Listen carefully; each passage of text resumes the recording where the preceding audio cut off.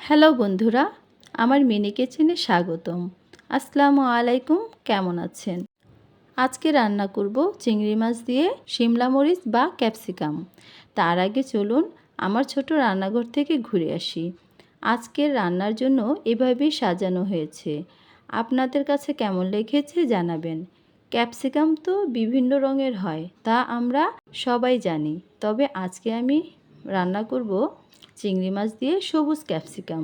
এটা খেতে যে এত মজা হবে ভাবতেই পারিনি। রান্নার আগে রান্নাঘরটি একটু গুছিয়ে পরিপাটি করে নিলে মনে প্রশান্তি আসে। ক্যাপসিকামের উপকারিতা জেনে চোখ তো চড়ক গাছ হয়ে গেছে। সাথে নারকেল বাটা দিলে এর স্বাদ দ্বিগুণ বেড়ে যায়। তবে যাদের গ্যাস্ট্রিকের সমস্যা রয়েছে আমার মতো, তারা অ্যাভয়েড করাই ভালো।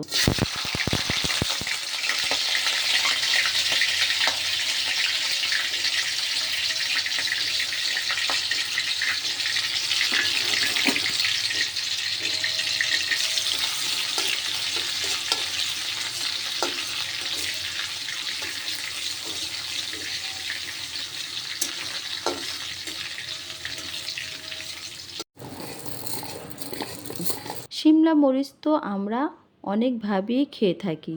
সালাদ, নুডলস, পাস্তা, চাউমিন আরও কত কী। তবে সবজির সাথে যতটা না ভালো লাগে, তার চেয়ে চিংড়ি দিয়ে বহুগুণ বেশি ভালো লেগেছে।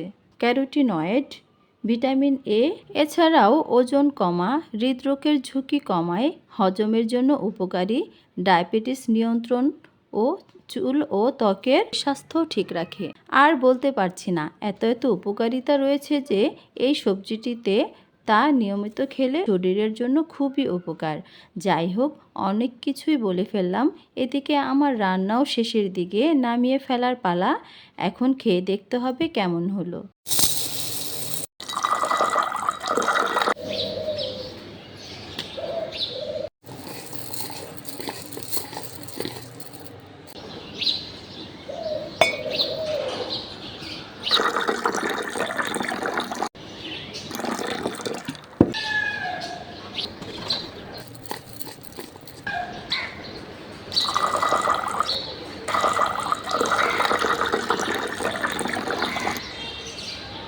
গরম গরম ধোয়া ওঠা ভাতের সাথে এই তরকারির স্বাদ আরও বেড়ে যাবে। মাটির হাঁড়িতে ভাত রান্না করে নিচ্ছি। মাটির হাঁড়িতে রান্নার পুষ্টি সাধারণত অন্য ধরনের রান্নার চেয়ে তুলনায় কিছুটা আলাদা হয়ে থাকে। এটি খাবারের পুষ্টিগুণ ধরে রাখে। মাটির হাঁড়িতে খাবার ধীরে ধীরে গরম হয় বলে খাদ্য উপাদান সঠিকভাবে সেঁকে ওঠে। মাটির হাঁড়িতে রান্না করা ভাতে এক ধরনের বিশেষ মাটির স্বাদ চলে আসে, যা সাধারণ পাত্রে রান্নার তুলনায় একটু আলাদা। তবে এটি খাবারের পুষ্টিগুণ এবং স্বাদ বাড়াতে সহায়ক। বন্ধুরা, এখন খেয়ে দেখার পালা। আজকের ভিডিওটি কেমন লাগলো জানাবেন।